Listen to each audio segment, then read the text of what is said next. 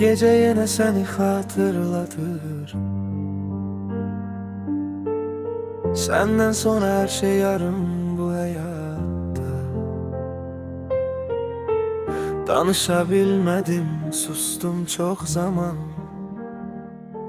İndi susmak belə ağırdı inan. Yollar yeni ama sen yok yanımda. Kölgem danışır geceler adımla. Gütlü göründüm, içim dağınık.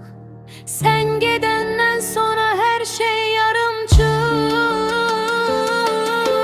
Sen gidenden sonra geceler uzun, yüreğim daralır, içimde sükun. Adını demirem ama bilinir. Sen gidenden sonra hiç ne silinmir. Səhvlər çox oldu, qəbul edirəm. Keçmişi dəyişmək istəmirəm. Senin gülüşün kalıp yadımda. Başka yüzler var ama yok tadımda. Danışsam geçdi, susmaqda çətin.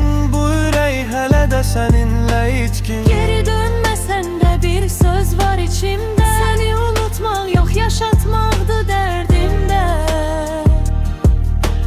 Səni unutmaq yox, yaşatmaqdı dərdimdə.